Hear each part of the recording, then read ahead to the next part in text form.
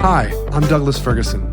Welcome to the Facilitation Lab podcast, where I speak with Voltage Control certification alumni and other facilitation experts about the remarkable impact they're making.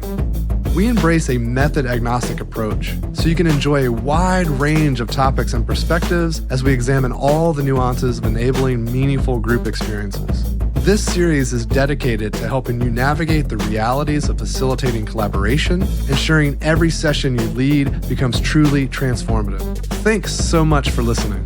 If you'd like to join us for a live session sometime, you can join our Facilitation Lab community. It's an ideal space to apply what you learn in the podcast in real time with peers. Sign up today at voltagecontrol.com/facilitation-lab. And if you'd like to learn more about our 12-week facilitation certification program, you can read about it at voltagecontrol.com. Today, I'm with Tammy Shubat and Cory. Tammy is at OFIA, where she facilitates and enables partnerships and public affairs for the organization and for the education sector more broadly to advance the health and well-being of kids in schools across the province of Ontario. Robin leads a strategy and facilitation practice that helps mission-driven organizations at pivotal moments gain strategic clarity, make powerful decisions, and take bold action. Welcome to the show. It's such a treat to be here. Thanks, Douglas. So happy to be here with you both. Yeah, it's a treat for me too, because I usually don't have two people on at the same time. So I get two alumni in the room with me today. I'm so excited to dive in with both of you to hear both your stories. And it's intertwined story because you work so closely together. You do a lot together.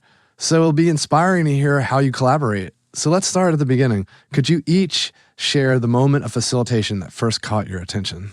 So my mother was really a born facilitator. She, as a child, I got to witness her in lots of community settings, whether it was advocating for a new school in our neighborhood or leading community meetings or door-to-door fundraising. So I really saw her in action and left me really inspired. And as I went through school, high school in particular, I gravitated towards roles where I got to lead groups and influence people and work in teams, and it really gave me a buzz. And I've since then continued through university and through jobs to be leaning into that passion. I love that, Robin. I feel like I would have probably in my earlier life self-identified as a leader, but maybe not as a facilitator. Yeah. And I think probably my facilitation spark was probably seeing you facilitate for the first time when you came to OFIA, about 10 years ago to sort of lead that initial strategy exercise. I remember just being so taken by like your approaches and how you engaged people and how far you sort of pushed the questions that you were sort of asking us. And so I would say you were my spark to like the practice of facilitation as something that I wanted to maybe like embed in my own practice in some way. And our kind of journey together has been such a fun one. And it's so interesting to hear you reflect on that, because really today we operate as peers and spend so much time co-facilitating that it's hard to even imagine that you are inspired by me, because I'm so very inspired by you in many, many ways. Tammy, in your alumni story, you mentioned previously identifying more as a leader versus a facilitator. Oftentimes, I've seen that come down to how language and vocabulary influence how we self-identify. When you reflect back to those days of just having that lens of leadership, how much of what you were already doing was rooted in some of these beliefs and philosophies that we now hold dearly in facilitation? It's a great question, Douglas, and I wish I could be kinder to myself, because I'll be honest and say I think I really loved in my earlier days having the room and having the space, and I always thought I had something so great to say. And I remember even thinking to myself, I can't wait for this person to stop talking so I can say what I have to say, because it's so much better than what that person has to say. So I think it's actually taken a fair bit of growth in my own learning trajectory to see my role differently, which is perhaps less as the contributor or the most powerful voice in the room, but rather as the person who has the ability to perhaps tease out a variety of perspectives that can enrich the conversation in a more full way. So I I would say my early days were not exemplary. They were perhaps great ground for learning, though. And I'm sure a few people put me in my place, which is wonderful, and has gotten me to maybe where I am now. Admittedly, I can relate to that feeling, certainly. And I also think, Tammy, when I think about you in a room, what I think is actually such a powerful part of the way that you facilitate is that you hold the space and you invite people's contribution in such a sort of warm and welcoming and inclusive way. But at the same time, you actually aren't afraid to assert a point of view. And I think sometimes in facilitation, it's this dance between really creating space for others, but also offering perspectives and questions and ideas that are going to move the conversation forward. And I feel like you do that selectively and intentionally, and it really does indeed, I think, move the conversation forward. Yes. Thank you for that. And I love that point in the sense that I think the idea of a neutral facilitator is false. Right? None of us are, and actually, in fact, even if we're pretending to sort of really just facilitate the voices in the room, we've designed the facilitation. You obviously have a desired outcome. So I think I appreciate that, and I think, I appreciate that perspective around the dance that is. And so, how do you strike that sort of balance in the spaces that you create versus where you may be contributing more pointedly? That makes me curious. Do you have tools and techniques that you rely on? Or is it intuition that enables that? What's helping you determine when to step back or when to step forward? When is my opinion valuable to the group? When is it disruptive? I love that question.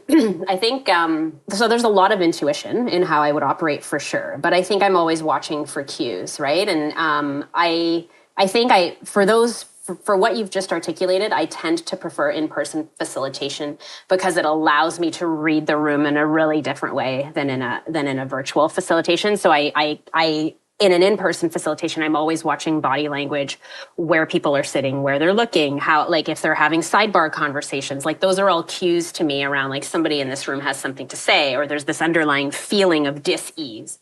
And so how might I pose a question that sort of allows folks to bubble up what it is might be going on under the surface. I think I struggle a bit more with that with virtual facilitation because I think people use so many tools differently, like the mute function, or like they'll go off screen, or, you know, I think the strategies for engagement I haven't fully maybe figured out, but I'm trying to. But yeah, I think, but there's a fair bit of intuition there in terms of when I might inject my perspective. I don't know, Robin, how you feel that?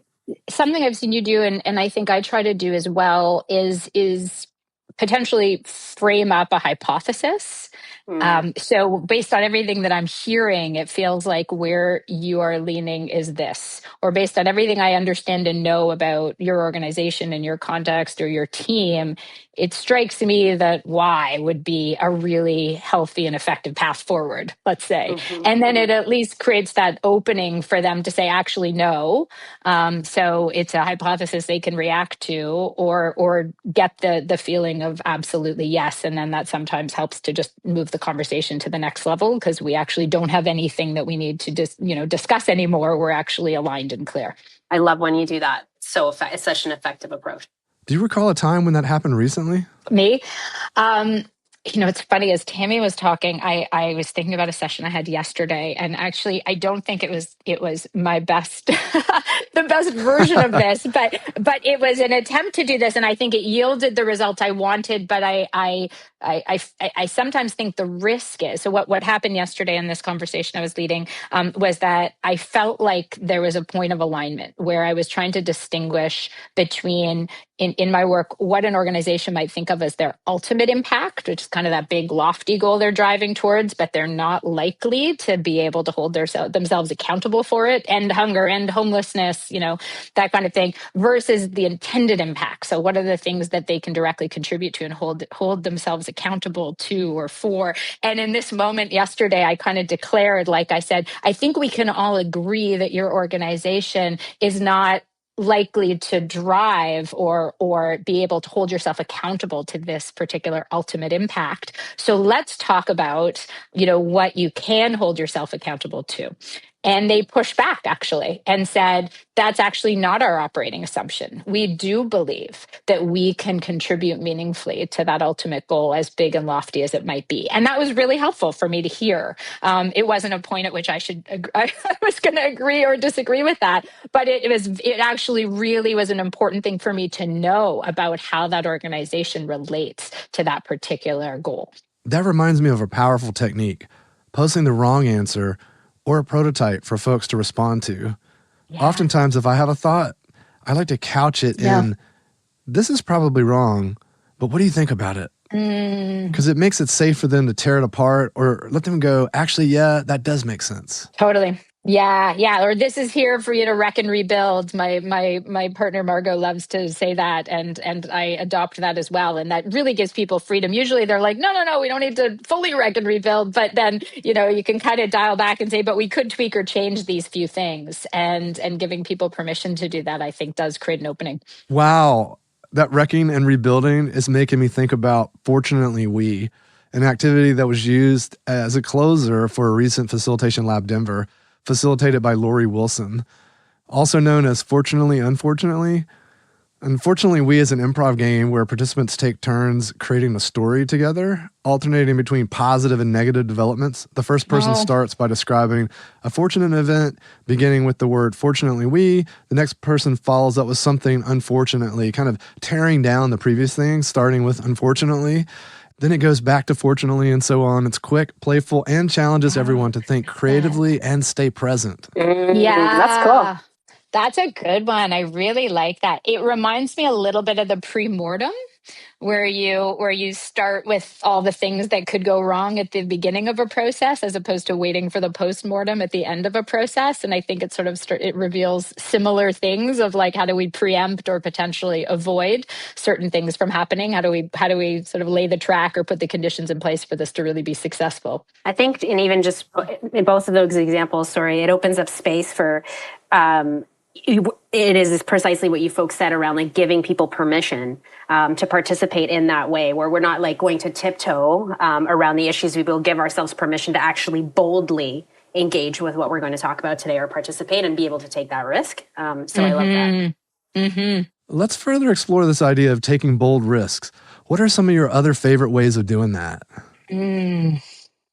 We talked a little bit about this morning, Robin. It makes me think about and maybe just style. And so I think maybe we set the stage differently. But I think sometimes for me, it's about relationship building with people in the room first to allow for that, right? So if I'm, for example, facilitating in a space that might have folks with different levels of power within an organization, or the board is there with the staff, right? And so we're trying to create something collaborative off the top where they're able to work together. So in a recent facilitation that Robin and I did together, we did something arts-based at the beginning. That seemed like a little bit fluffy, but for a lot of the more junior staff who were in the room, they really valued that as a beginning point. It allowed them to become more comfortable in the space and to open up on something that was, I'm going to say, like maybe lower risk in the moment, but allowed them to take more risks later on during the day. So I think that's like one of the ways. I think, Robin, you do a really good job often, perhaps maybe less so with an activity, but more around like what are the conditions for participation today, but go ahead. Yeah, no, I agree. I think doing that early work to sort of set the table so that people feel like it is a space where you can be bold, and sometimes, the boldness comes out of the messiness and the friction. And so how do you make sure that that there's freedom to imagine and to dream? And we used, actually, it was in terms of like the cascade in that particular session's design. Tammy did a beautiful job actually in the morning with this particular exercise. It was called Pionki. And it was this really cool thing that they built that looked like a spider. It kind of looked like a mobile, if you picture like hanging from a crib. And it's I think you said a Polish word. And it's all about sort of harmony and good fortune and interconnectedness of people. And so everybody kind of built their strand of this Pionki as a group, and then they had to like assemble it so it actually like hung together and worked. And I thought that was really powerful because it did let people sort of see where they were coming from, and they actually had to discuss something related to the strategy and related to something that they were connected to around Ophia's work and Ophia's strategy. As we kind of, the day followed, we spent some time talking about like the context and some of the conditions that might be, standing in the way of some of the kinds of outcomes that Ophia is driving toward. And then we actually ended the day. So back to your question, Douglas, about bold. How do you kind of set the stage for people to think boldly? We actually used the deflection point exercise that I learned as a part of the voltage control program that allowed people to kind of first start talking about with Ophia's plans as they've been laid. What would be the status quo outcomes? What do they think they could achieve if they kind of continued on the path that they're on? Then we talked about what does the bold path look like? So what if you were to times 10 your impact? What if you were to take audacious and transformative steps towards even greater impact?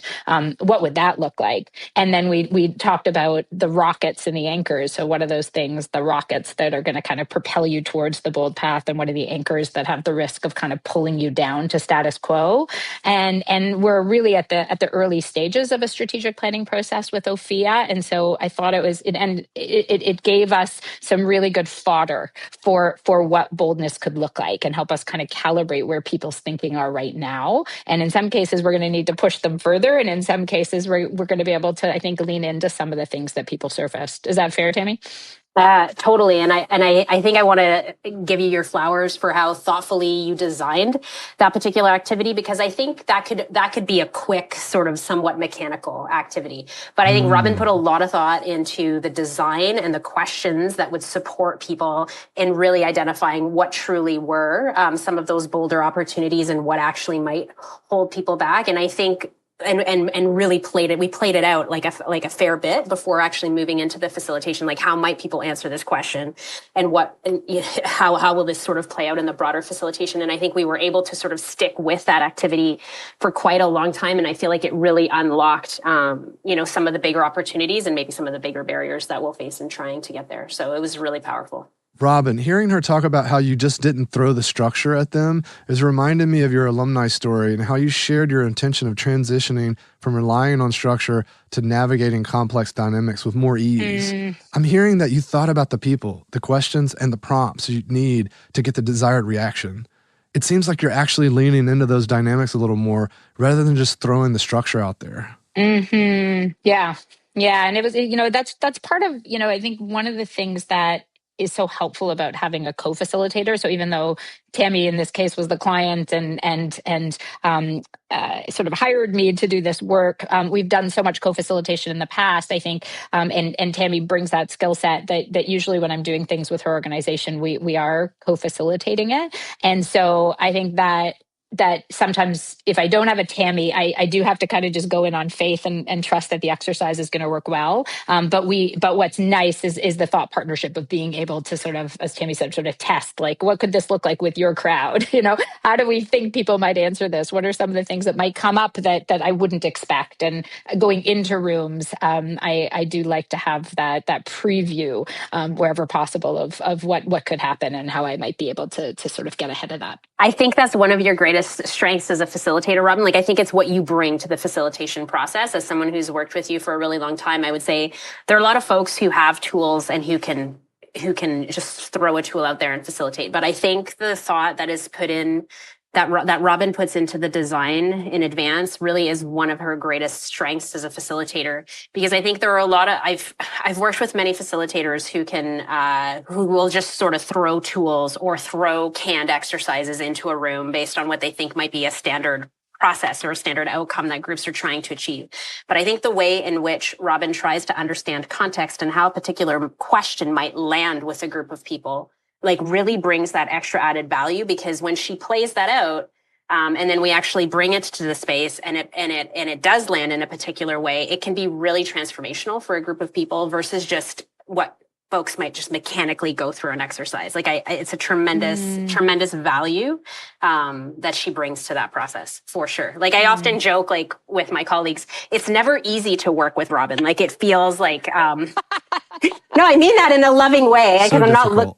I'm not looking for easy, right? It's like she pushes you and asks that next question. And what if we think about it this way? And what if we think about it that way? And twists the whole thing up to then like move us through what will be, a better experience. Like it's absolutely worth it, but it's not easy. And that's a good thing. I still remember when we were planning for last week's session, we were at a cafe, actually, Douglas, and we were planning it. And Tammy looked at me and she said, "I'm done."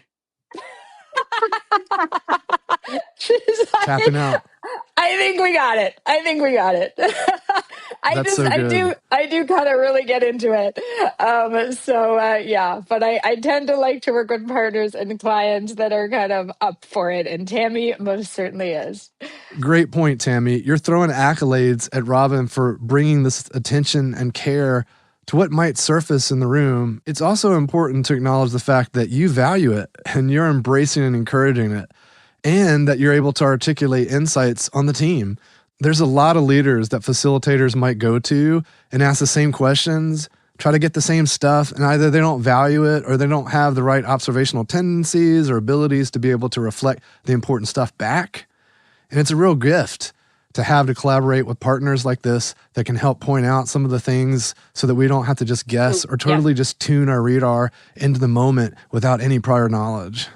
Yeah, totally. I want to give an example, actually, because I think hopefully for listeners, some of the facilitation examples are instructive. But in this particular session, just because it was so recent, it's top of mind. When we talk about like the way we sort of set the stage for being able to have people feel connected, in addition to doing that exercise, the art exercise, the other thing that Tammy actually built into the session was that there were two staff members that were hitting their 15-year anniversary with the organization. And it was a strategy conversation. It was a board staff retreat, but she felt like it was a good moment to actually honor these two staff members. And so, I've been to lots of anniversary celebrations of people that hit milestones in workplaces. And this was very unique. What they had actually done was they had, for each of the people, had put up on the wall, like, what's their catchphrase? What was their core values? What were their favorite places? What were their favorite foods? What were their favorite expressions? And that was all up there, as Tammy and other people were kind of saying, acknowledging things, right down to like, if this person were a mascot for the organization, what animal would they be? And what about the fox, or what about the raccoon represents them? And I admittedly, I was listening, I'm like, this is long.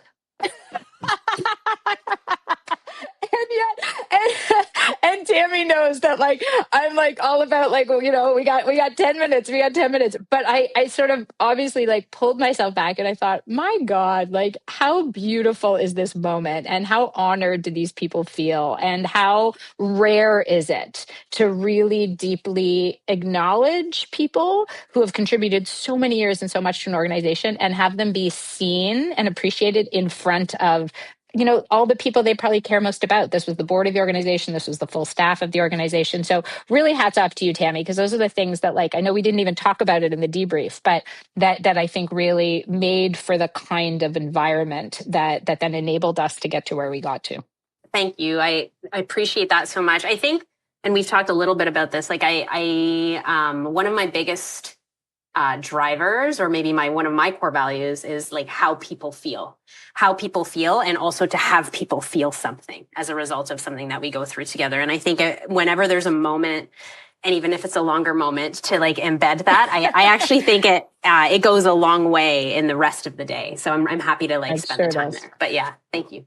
I'll find your mascot animal, Robin. Next time I'll identify your mascot animal for you. I was hoping. Hoping. It's coming. Tammy, in your alumni story, you mentioned letting go of control and learning to be present. I'm curious, how's that journey going?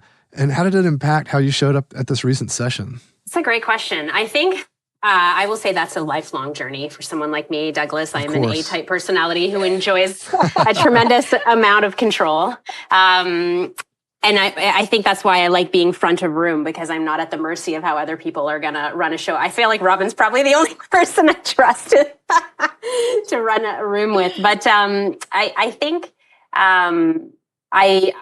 in recent years, I've had a lot of positive experiences in, I would say, like more collaborative approaches that leave a little bit to chance.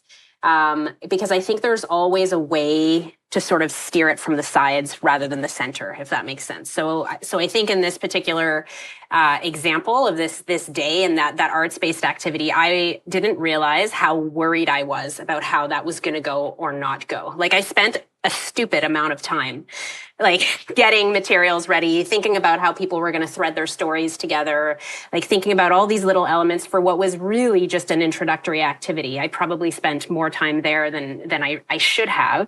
But I think it was because I was leaving so much up to chance in that moment, in that particular activity in the room. And it could have flopped. They could have not been able to pull it off. They could have not wanted to engage. But it didn't. And I think there's perhaps like a whole bunch of reasons for that. And also we just have a good bunch of people who are willing to sort of take a risk. But to some degree, maybe some of those conversations and the staff accolades and stuff at the beginning maybe set the tone for a space of like low enough risk that they were, sort of like it was a space of care that we were in. Yeah. You talked earlier about using art and getting people comfortable and preparing them to be bold. That got me to thinking about how singers will warm up their voices. If they just start to show up and then just start singing immediately, they might damage their voice, or they might just not be ready or capable of doing the things they might demand of their vocal cords. And it's these transformations and change that takes time and care. And so asking people to be bold and innovative or just behave in ways they aren't asked to day in and day out is hard without a transformation or a transition. Yeah, it's funny. I was thinking of a quote that I actually wrote down that Eric, I think it was Eric, who said during the voltage control training, and he drew it from psychological safety. It sounds like sort of pedagogy, and the quote was, "You need to decrease social friction to increase intellectual friction." And I think there's something there about like the way in which the way in which Tammy's oriented to forming connections, that, and we've joked before about, Tammy maybe being more the heart and me being more the head, although I don't think that, I think there's a strong overlap in our Venn diagrams on that. But I do really try to kind of channel that in designing sessions so that you're really having people feel connected socially and connected to each other, so that we can have sometimes really tough conversations intellectually. And so I don't know if that directly answers your question, but that's what was sort of sparked for me when you were asking it. If I were to maybe amplify that, I would say, I think even if I think about facilitating 5 or 6 years ago or in a pre-pandemic context, like I think that the world is a bit of a different place now. And I think this desire or need for connectivity is greater maybe than it was before. I think people are increasingly disconnected. People work in their remote work environments. They're largely connecting online. Sometimes we're bringing them together in a room and we expect this muscle that they used to have to be ready to go. And it's not actually. And so I actually do think it is worthwhile taking a little bit more time in the upfront to set the conditions for everyone to be able to be present and be in the room and contribute in the way that we're hoping that they will and I think they crave it, but I don't think they know how quite. I think, and I notice it, there are some generational differences in that as well. There are identity-based differences in how people are able to show up. But I think, I do think now more than ever, there's a need for us as facilitators to sort of zoom in on that maybe as part of our practice. Yeah. And we didn't actually say the heart and the head. We talked about people feeling, a focus on you sort of focusing more on connections and me focusing more on actions and decisions. And I think that there is just apropos to what you just said about the lack of people being physically together is that I'm finding there's a lot more work you got to do to get people to the point of making decisions and taking action, because they're not, to your point, doing that, engaging with each other in the same ways with the same regularity, and sometimes not about tougher things. So because you're a box on a screen, you're just not going to put the energy often into disagreeing. Like, it's like, I'll just be okay with that, or I'll go off screen and deal with it elsewhere. Versus when you're in spaces live, like, there's just more friction that happens, like healthy friction, and you work that muscle of kind of working through it. So I think as facilitators, it puts more of an onus on investing the time and energy in doing some of that, and I have to hold back my desire to quickly get to decisions and actions, and do more of that sort of making sure the ground is fertile for that. If I were to give a nod to one, I would say, like, approach that really helped me during the cert was the e-learning course on narrative futures design.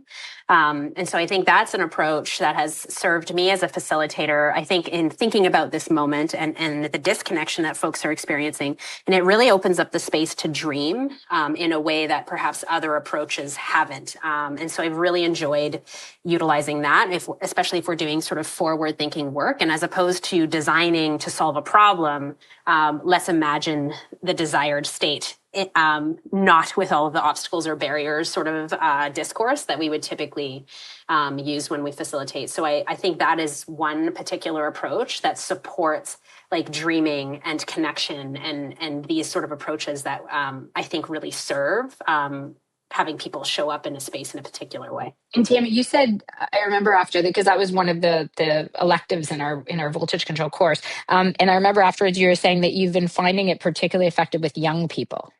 Yeah, because I think,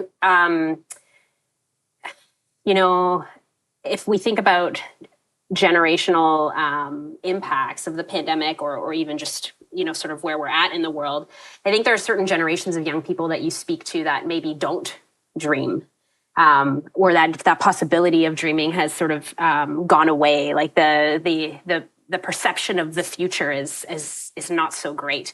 But if you ask them to, they're very capable. But I think no one's asking them to, right? They're always caught in these conversations about, like, these really dire social issues or these moments that we're in, as opposed to how might we dream or imagine the world that we want to be in and contributing to. Yeah. And one of the things I know that has resonated both with Tammy and me that came out of our voltage control kind of conversations and training is this idea of the spaces we create being these temporary worlds, I think is how you all talk about it. And so to that point about dreaming, like, we have the privilege as facilitators to be able to create this world, this space where people can do things that they don't do outside of the room. And if we do it well, that creates an opening for people to connect in different ways, to think together in different ways, to potentially lead to different kinds of results than they can have. And the practice of sort of operating in this temporary space potentially in new ways, maybe more creative, maybe more silly, maybe more vulnerable ways, can then carry over, if we do it well, into other environments. And I think that what I'm finding in this moment, particularly working in the nonprofit sector, where sort of the virtual work has remained, I think more so than in corporate settings where people are going back to work more days of the week. I'm finding that the moments where I get the opportunity to lead staff sessions or bring teams together around strategy conversations are some of the rarest in-person moments they have. Like, they're just precious moments. And so I feel like there's a privilege, but there's also responsibility in making sure with these rare moments where people are together in the same room that we're not just checking the box around have we come up with the right strategic priorities, but we're really maximizing that time to, usually organizations have lots of different goals that they're packing in to what they want to achieve in a single day or a single retreat. Mm-hmm. What I tend to try to do with that one, Robin, just around this idea of, like, this temporary world that we've created, is I always, if I've intentionally sort of done that at the beginning, I always try to end with, like, what of this world would you like to take forward with you, like in your day to day? Because I think, although these moments are rare, I would like for that way of being or existing or engaging to be less rare for folks. So what is it of what we created in that moment that they would like to embed in their practice or in their regular meetings or in their day to day? Because I think that is the culture shifting stuff that an individual touch point can sort of have in the future. What a great prompt. I love that. Let's point our attention toward the future and hear about the challenges and opportunities you're most energized to take on. I think that the challenge that I'm probably, as Tammy knows, spending the most time thinking about is really about how to more intentionally, maybe more creatively, maybe more effectively be able to bring multiple stakeholders, organizations, groups together that can align around shared goals and need to really chart a course towards achieving them. And I think in this moment we kind of had like a heyday of like collective impact like a decade ago where I think people really were drawing from and leaning on that pedagogy. And I feel like there's still collaborative work, there's still collective work, but I feel like there isn't as much as is needed to address the complex issues that we face. And I'm really clear we're not going to solve some of the big intractable things that or seemingly intractable things that we're faced with on any dimension: homelessness, climate, food insecurity, all the things that, that organizations I work with deal with, one organizational strategy at a time. It's just not going to happen. And so kind of the interplay between different players is what gets me really excited. And how do you create those spaces for sort of innovative thinking and dialogue and alignment around them? So I'm looking for opportunities to do more of that, and organizations that want to sort of be together in a sandbox to try on some different ways of working together. And I think if I were to piggyback off of that, Robin, because we've chatted about this a fair bit, and I think we've tried through some of our facilitations to do some of that broader sector work, but it's hard. It's difficult in this current climate and context. I don't know if this is true in the US, but in Canada, like charities and nonprofits are really struggling, right? There's a number of smaller ones that are shutting their doors.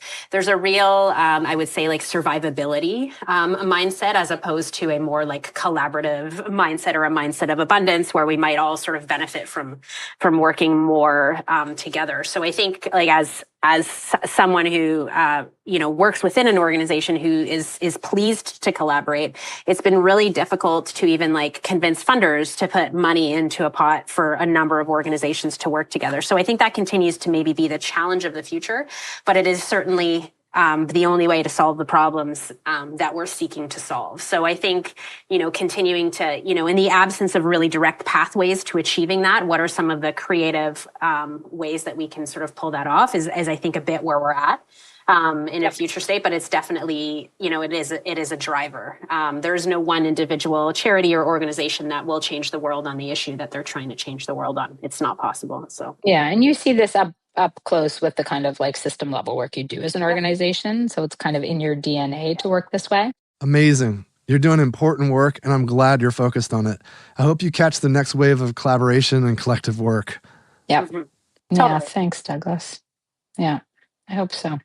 As we come to a close, I'd like to invite you to leave our listeners with a final thought. My final thought for listeners would be to reflect on the importance and the value of relationships in the work that we do. And so at the end of the day, we are all in relationships with each other. Some of them are good, some of them are strained, and we're seeking to enhance those. And without centering our practice on those relationships, I think we will inevitably leave people behind. Mm-hmm.